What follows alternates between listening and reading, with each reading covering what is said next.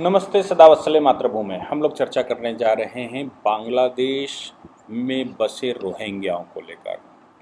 बांग्लादेश में ऐसा कहा जाता है कि भारत में जो रोहिंग्या आए वो बाया बांग्लादेश आए। अब बाया बांग्लादेश जो रोहिंग्या आए तो भारत में रोहिंग्याओं की एक समस्या है। भारत ने जब सीएए का कानून बनाया तो भारत में रहने वाले रोहिंग्याओं के जो शुभ चिंतक हैं, जिनको ह्यूमन राइट केवल रोहिंग्याओं के लिए दिखाई देता है, जो देश में रोहिंग्याओं के अलावा कुछ और दिखाई नहीं देता, रिलीजियस कन्फ्लिक्ट के अलावा कुछ और नहीं दिखाई देता, रिलीजियस डिप्लोमेसी के अलावा कुछ और नहीं दिखाई देता, या फिर उनको रिलीजियस पॉलिटिक्स दिखाई देती है। ख़ासतौर से उनको ये लगता है कि एक पार्टिकुलर रिलीजन के लोग, चाहे वो रोहिंग्या हों, चाहे वो हिंदी हो, चाहे वो खाड़ी के लोग हों, या फिर मैं कहूँ वो चाइना से आए लोग हों, उनको केवल एक रिलीजन दिखता है और रिलीजियस सेंटिमेंट दिखता है। भले ही वो रिलीजियस सेंटिमेंट के लोग उनको पूछें या ना पूछें। मैं बात करता हूँ जब चंगेज़ खान वगैरह की, या मैं बात करता हूँ जब आक्रांताओं की, तो भारत में रह रहे लोग जो अपने आप को उस एक पार्टिकुलर रिलीजन से जोड़ते हैं, उनकी ही माताओं बहनों के साथ, ओवैसी कहते भी हैं कि हिंदू माताएं बहनें थीं, हिंदू माताओं बहनों के साथ जो अत्याचार हुआ, ज़बरदस्ती हुई, या जो भी किया गया, जिनसे उत्पन्न संतानें या फिर कन्वर्जन करके जो लोग हिंदू नहीं रहे, उनसे उत्पन्न संतानें आज उनके शुभ चिंतक हैं और उनको लगता है कि वो संसार के सबसे बड़ा रिलीजन होने के नाते उनको रोहिंग्याओं का साथ देना चाहिए। पाकिस्तान से आए वो मुसलमान जो 1947 के बाद यहाँ आ गए, पाकिस्तान या बांग्लादेश या फिर मैं कहूँ अफ़गानिस्तान से आए लोग जो कि इल्लीगल इमिग्रेशन से भारत में घुस आए। इल्लीगल इमिग्रेशन से भारत में घुसने के लिए मैं इसलिए कहता हूँ क्योंकि ऐसे लोग जब भारत में घुस रहे थे तो उस समय सेना को उन पर गोली चलाने का अधिकार था। बाई चांस गोली नहीं चल पाई, वो निकल कर किसी तरह इन के इन प्रकार ने साजिशों के तहत घुस गए। अब वो कहते हैं कि हमें राइट है भारत में, मुझे फंडामेंटल राइट है। तो जब भारत सरकार ने सीएए का कानून पास किया और उसमें मुसलमान को बाहर रखा, तो हमने देखा कि जो रिलीजियस सेंटिमेंट भड़काने वाले लोग हैं, उन्होंने कैसे संविधान की दुहाई दी और भारत भर को आतंक से प्रभावित किया। आज मैं डॉक्टर ए के अब्दुल मेनन बांग्लादेश के फिनेंस मिनिस्टर हैं। वो भारत के प्रवास पर हैं, भारत में वो आए हुए हैं भारत सरकार से वार्ता करने के लिए। वो उनसे द व्योन नाम का एक चैनल है या न्यूज़ एजेंसी है, उसने कुछ सवाल पूछे, यानी कि उनका इंटरव्यू लिया।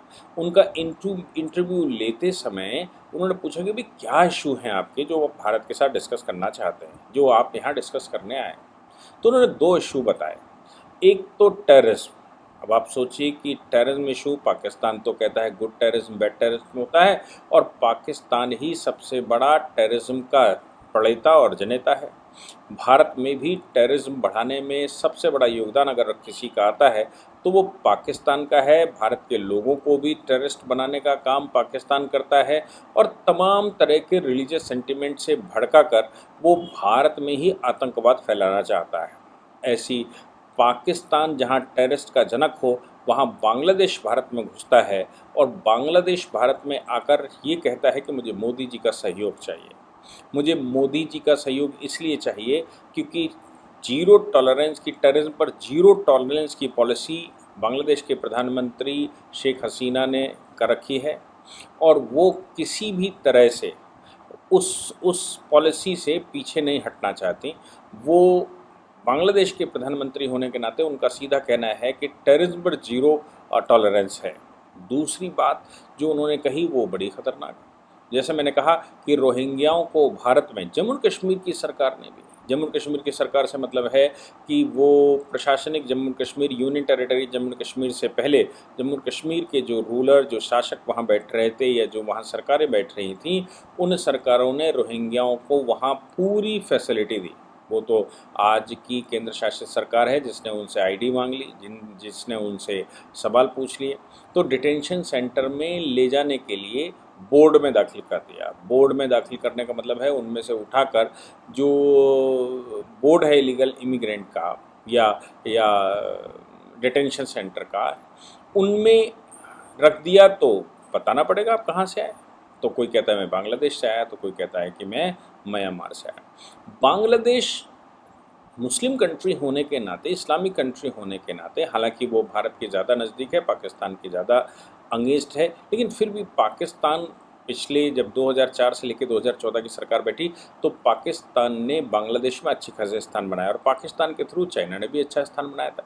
लेकिन 2014 में मोदी जी के बैठने के बाद बांग्लादेश में वो सारी गतिविधियां जो पाकिस्तान चलाता था, वो गतिविधियां जो चीन चलाता था, उनमें बहुत बड़ी कमी आई है। हालांकि ऐसा नहीं है कि बांग्लादेश उन्होंने छोड़ दिया है और बांग्लादेश आज की तारीख में स्वतंत्र है, भारत के बहुत नज़दीक है, लेकिन ये सब भारत को न सोचकर ये सब कुछ भारत के अगेंस्ट में चले ऐसा सोचते रहते हैं और रिलीजियस सेंटीमेंट खासतौर से भड़काने का काम करते रहते हैं। बांग्लादेश में ऐसा कहते हैं कि रोहिंग्या सबसे पहले आया और बांग्लादेश के रूट से ही रोहिंग्या भारत में घुसा, बांग्लादेशी भी भारत में घुसा, रोहिंग्या भी भारत में घुसा। बांग्लादेश में बड़ी संख्या रोहिंग्याओं की रही, तो बांग्लादेश ने अपने डिटेंशन सेंटर कैसे बनाए मैं आपको बताता हूँ। 2019 में बांग्लादेश सरकार ने वहाँ पॉलिसी सैंक्शन की, वही रोहिंग्याओं का क्या करना है।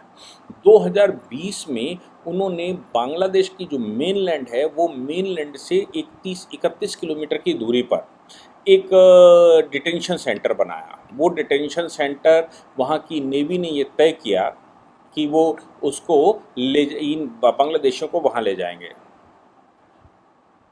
भाषण 4 आइलैंड है, भाषण 4 आइलैंड में नेवी के 5 शिप लगाए गए और ये चित्तगोंग से या जो फॉक्स सिटी है वहाँ से लगभग इनको भरा गया शिपों पर भरने के बाद भाषण 4 आइलैंड पर इनको छोड़ दिया गया। आप अपनी व्यवस्था करिए, आप यहाँ घुस आए हो तो हम आपकी व्यवस्था नहीं कर सकते, आप हमारी जो आबादी है उस आबादी में बस पहुँचिए, हम आपको एक आइलैंड दे देते हैं, उसमें रहिए। यानी कि बहुत सहूलियत बांग्लादेश ने जो दी वो ये दी कि डिटेंशन सेंटर के नाम से एक आइलैंड, हम सब जानते हैं कन्फाइनमेंट की परिरोध, इंडियन पिनल कोड में परिरोध की परिभाषा है या कन्फाइनमेंट की परिभाषा। तो कन्फाइनमेंट की परिभाषा जो इंडियन पिनल कोड में है वो ये कहती है कि किसी व्यक्ति को ऐसे स्थान पर छोड़ देना जहाँ से वो वापस नहीं आ सकता, जहाँ से अगर वो चले तो मौत ही उसको मिलेगी, ऐसे व्यक्ति को भले ही स्वतंत्र छोड़ा गया हो, वो कन्फाइनमेंट की कैटेगरी में आता है। जैसे छत पर खड़ा व्यक्ति और सीढ़ी लगी हुई, सीढ़ी हटा देना तो कन्फाइनमेंट हो गया। मोटरसाइकिल पर बिठाकर ले जा रहे हो और उस बाइक को कहता है स्लो कर दो तो नहीं करते, आप स्पीड में चलाते जा रहे हो, अगर वो उतरेगा तो मर जाएगा, इसको कन्फाइनमेंट कहते हैं। यानी कि उसके पास no other option than to stay there, वो वहाँ पर रहने के अलावा उसके पास कोई ऑप्शन नहीं है। ऐसा ही बांग्लादेश ने इन लोगों को, रोहिंग्याओं को वहाँ रखा, क्योंकि रोहिंग्याओं को क्यों बर्दाश्त करे बांग्लादेश, भले ही मुस्लिम कंट्री है, भारत में ये इस्लामिक जो दोस्ती है वो दिखाई देती, लेकिन बांग्लादेश को नहीं दिखाई देती, ये चीज़ पाकिस्तान को नहीं दिखाई देती। भारत ने भले ही कह दिया हो कि पाकिस्तान में रह रहे हिंदू, सिख और क्रिश्चियन, बौद्ध जो भी ये भारत में आ जाए, हम इनको नागरिकता दे देंगे या आ चुके हैं तो नागरिकता दे देंगे, लेकिन क्या इसी प्रकार का कोई स्टेटमेंट पाकिस्तान ने दिया कि भारत में जो मुसलमान परसिक्यूटेड अपने आप को महसूस करते हों, जिनको लगता हो कि उनकी स्थिति अच्छी नहीं है, वो पाकिस्तान आ जाएँ या पाकिस्तान में आ गए हैं तो हम उनको शेल्टर दे देंगे, हम उनको नागरिकता दे देंगे? ऐसा पाकिस्तान ने तो डिक्लेयर नहीं किया। क्यों? क्योंकि वो केवल दूर से इस्लामिक फ्रेंड है, हकीकत में वो फ्रेंड नहीं है, उसके कोई सगा, कोई उसकी मुरब्बत नहीं है। जम्मू कश्मीर के अंदर जो उसने इस्लाम ढूंढा, उन लोगों को भड़काकर उसने तैयार किया और आत्मघाती दस्ते बनाए, उनको स्वयं को मृत्यु की घाट उतरवा दिया और भले ही नाम बताया हो कि जन्नत मिलेगी और वहाँ हूरें मिलेंगी, हूरों के कैसे वस्त्र होंगे और पता नहीं क्या क्या आपको देखने को मिलेगा, बड़ी सुंदर सुंदर रहेगी, ये सब भड़काकर उन व्यक्तियों को मृत्यु के घाट उतरवा दिया। ये पाकिस्तान था, लेकिन उनको रिलीफ को भी नहीं दिया पाकिस्तान। वैसे ही पाकिस्तान ने कभी ये नहीं कहा कि रोहिंग्याओं को हम ले लेंगे, या पाकिस्तान ने कभी नहीं कहा कि हम हिंदुस्तान में जो परसिक्यूटेड मुसलमान अपने आप को फील करते हैं वो पाकिस्तान आ जाएं तो पाकिस्तान उनको सहायता करेगा या पाकिस्तान उनको निवासिता देगा। जैसे मैं कहूँ आमिर खान की पत्नी किरण राव को बड़ा अनकंफर्टेबल फील होता था भारत में, और आमिर खान को भी बड़ा अनकंफर्टेबल फील होता था रहने लायक भारत नहीं बचाता, ऐसा उनके शब्दों में। तो उनको पाकिस्तान को डिक्लेयर कर देना चाहिए कि तुम आओ, हम तुमको निवासिता दे देंगे। जैसे भारत ने CAA पास करके बाकी सभी नॉन मुस्लिम्स को, सभी को यहाँ भारत में निवासिता के लिए ऑफर कर दिया, वैसे हम भी कर देंगे, आप आ जाइए, नॉन हिंदूज़ या केवल मुसलमान यहाँ आ सकते हैं। तो ऐसी परिस्थिति में मुसलमानों का तो उन्होंने वो हाल किया कि कदाइनियों को मार डाला, आज भी वो शियाओं को मार रहे हैं, या जो तमाम तरह के मुसलमान हैं जिनको सुन्नी वहाबी मुसलमान नहीं समझे, उनको मार रहे हैं। बांग्लादेश में भी यही हाल है। अगर वो वाकई में इस्लामिक फ्रेंड होते तो इन रोहिंग्यास को अपने यहाँ स्थान देते, कहते रहो भाई, आप मुसलमान हैं और मुसलमान ज़मीन को मानता नहीं, आप आइए। लेकिन ऐसी कोई मोहब्बत उनको इन लोगों के साथ नहीं है। इस्लाम का फॉर्मूला केवल भारत के खिलाफ प्रोपेगेंडा फैलाने के लिए है। इसलिए इन्होंने क्या किया कि इन्होंने बड़े तरीके से मेनलैंड से लगभग 3 घंटे की जर्नी पार करके शिप से इनको वहाँ भाषणचार आइलैंड में पहुँचा दिया। भाषणचार आइलैंड में भी अथॉरिटीज़ के साथ इन्होंने बदतमीजी की, झगड़ा करना शुरू कर दिया और बहुत कुछ हुआ। अब ये सब कुछ बांग्लादेश में चल रहा है, तो बांग्लादेश सरकार ये सोच नहीं पा रही कि आखिर कैसे लड़े, आखिर कैसे जूझें इस समस्या से। इसलिए फिनेंस मिनिस्टर का जो इंटरव्यू आया, उस इंटरव्यू में उन्होंने कहा कि हम भारत में, एक तो भारत के डेवलपमेंट की बात, या दूसरा हम कहें कि चाइना के बांग्लादेश में इंटरवेंशन की बात, और तीसरा उन्होंने कहा कि रोहिंग्याओं के कैसे निपटें, इसके लिए हम भारत सरकार से मदद मांगने आए हैं। भारत सरकार के साथ उनके डेटा शेयर करना चाहते हैं, उनके साथ अपना डेटा शेयर करना चाहते हैं, और हम चाहते हैं कि भारत और बांग्लादेश मिलकर कोई ऐसा सलूशन निकाले जिनसे रोहिंग्या नाम की एक समस्या से निजात पाया जा सके। उनका कहना था कि भारत के म्यांमार के साथ अच्छे संबंध हैं, और भारत के म्यांमार के साथ अगर अच्छे संबंध हैं तो क्या भारत, बांग्लादेश और म्यांमार तीनों मिलके कोई ऐसा सलूशन निकाल सकते हैं। उनका कहना था कि ये समस्या म्यांमार से शुरू हुई तो म्यांमार ही इसका सलूशन निकालेगा, लेकिन भारत जैसा बड़ा देश अगर हमारी मदद करेगा तो फिर हम रोहिंग्या समस्या का समाधान निकाल पाएंगे। अब इतने परेशान हो गए हैं रोहिंग्या समस्या से कि भारत के मोदी जी उनको दिखाई देते हैं। 2-3 कारण उसके हो सकते हैं। एक कारण तो ये है कि मोदी जी आज की तारीख में ग्लोबल लीडर हैं।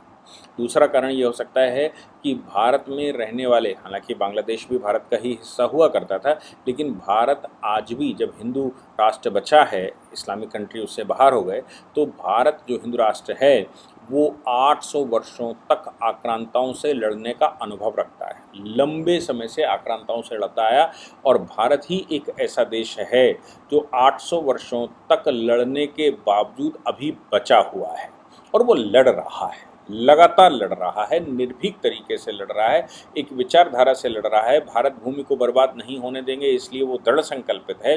भारत भूमि पर रिलीजियस कन्फ्लिक्ट नहीं होने देंगे, इसलिए वो दृढ़ संकल्पित है। और भारत भूमि में जो लोग, हिंदुओं की वो संतानें जो अपने आप को आक्रांताओं के उत्तराधिकारी मानते हैं, उन सबको समझाएंगे और पूरी शक्ति से करेंगे। इसलिए ये भारत भूमि है, तो जाहिर सी बात है कि बांग्लादेश भले ही उनकी ही संतानें क्यों ना हों, आक्रांताओं की संतानें क्यों ना, या आक्रांताओं को अपना पूर्वज क्यों ना मानता हूँ, लेकिन आज की समस्या से कैसे जूझे, इसके लिए उनको मोदी जी दिखाई देते हैं। मोदी जी लगातार भारत में रोहिंग्याओं के लिए हमने कॉन्फिस्केटेड सेंटर बना रखे हैं, उनसे लड़ने के लिए या उनसे उनके ट्रूथ, सत्य निकालने के लिए हमने बोर्ड बनाया, उसमें बाकायदा मुकदमा चलता है।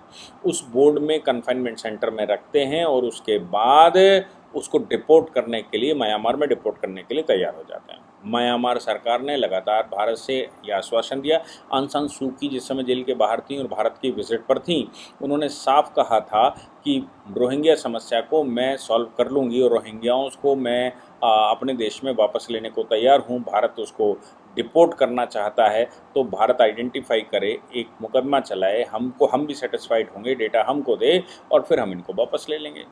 लेकिन बांग्लादेश से तो ऐसा वो एक्सपेक्ट नहीं कर सकते, बांग्लादेश ऐसा एक्सपेक्ट नहीं कर सकता कि वो वहाँ म्यांमार में ऐसा कुछ कर पाएगा। इसलिए बांग्लादेश इस समय भारत के साथ मिलकर या भारत को रिक्वेस्ट कर रहा है कि रोहिंग्या समस्या से हमको किसी तरह से बचाओ। हमने भले ही एक कॉन्फिस्केशन सेंटर बना रखा है भाषण आइलैंड पर, लेकिन फिर भी ये समस्या भाषण आइलैंड भी तो खाली होना ही है ना, भले ही हमारे रिलीजन के लोग हों, लेकिन भाषण आइलैंड भी खाली होना ही है, हमारी ज़मीन है। रोहिंग्याओं से हम बहुत परेशान हैं, या रोहिंग्या बांग्लादेश को बहुत परेशान कर रहे हैं। इनको किस प्रकार से बाहर निकालने की व्यवस्था की जाए, ऐसा मोदी जी सजेस्ट करें। उनका कहना था कि भारत सरकार के साथ जब हम बैठेंगे तो भारत सरकार ज़रूर हमारी मदद कर पाएगी। आप सोच सकते हैं कि भारत में क्या प्रोपेगेंडा चलता है और बांग्लादेश भारत से क्या एक्सपेक्ट करता है। ये सब मुझे लगता है कि एक पॉलिटिकल गेम है। इस पॉलिटिकल गेम में भारत के लोगों को भी ये समझना चाहिए कि उनके अपने पूर्वजों की संतानें कौन हैं और क्यों वो परधर्मी हो गए, क्यों वो पूर्वजों के जो रिलीजन थे उस रिलीजन को छोड़ गए, क्यों पूर्वजों के जो कॉमन पूर्वज हैं उनकी संतानें दूसरी संतानों के साथ वो काफिर कहते हैं और ऐसे उल्टे सीधे व्यवहार करते हैं। ये सब उनको विचार करना होगा और एक निर्णय लेना ही होगा भारत में रहने वाले ऐसे लोगों को जो जो आक्रांताओं को अपना पूर्वज या उनके उत्तराधिकारी के रूप में अपने आप को देखते हैं। उनको ये सोचना ही होगा कि उनके पूर्वजों के साथ किस प्रकार आक्रांताओं ने बर्बरता की, माताओं बहनों के साथ कितना गलत किया गया होगा, जिसका परिणाम ये कन्वर्जन निकला, जिसका परिणाम है। इसलिए आक्रांताओं से वो अपने आप को लिंक ना करें, बिल्कुल वैसे ही जैसे इंडोनेशिया आक्रांताओं से अपने आप को लिंक नहीं करता और वो कहता है कि हमारे पूर्वज चूँकि हिंदू थे इसलिए हम पूर्वजों को नहीं बदल सकते। जैसे पड़ोसियों को नहीं बदला जा सकता, वैसे बाप और पूर्वजों को नहीं बदला जा सकता। हम पूर्वजों के माने गए जो संप्रदाय हैं, जो धर्म हैं, जो पूजा पाठ की पद्धति है, उससे कोई वैर नहीं रखते। भले ही हमने अपना संप्रदाय परिवर्तन कर लिया तो क्या हुआ। आपने देखा होगा सुवर्णपुत्री वापस भी आई हैं और उन्होंने कहा है कि हम वो रिलीजन नहीं मानते जो रिलीजन हमें दुख देता हो। आप देख सकते हैं कि किस प्रकार से विश्व के किस लेवल पर चल रहा है। इसलिए भारत में रहने वाले लोग भी इन बातों को समझें और समझने के बाद इनके ट्रू सॉल्यूशन निकालें, तो ही भारत का उद्धार होगा। और ये एक ना एक दिन समझना ही पड़ेगा, एन केन प्रकारणेन, किसी भी प्रकार से वो चाहें चाहे वो चाहें समझा कर बुझा कर दंडात्मक कार्रवाई करके या किसी भी प्रकार का और फार्मूला इस्तेमाल करके ये समझाना ही होगा और उनको समझना ही होगा कि जब तक हम अपने मूल जड़ों की तरफ नहीं लौटेंगे तब तक इस समस्या का समाधान नहीं निकलने वाला। जय हिंद, जय भारत, वंदे मातरम।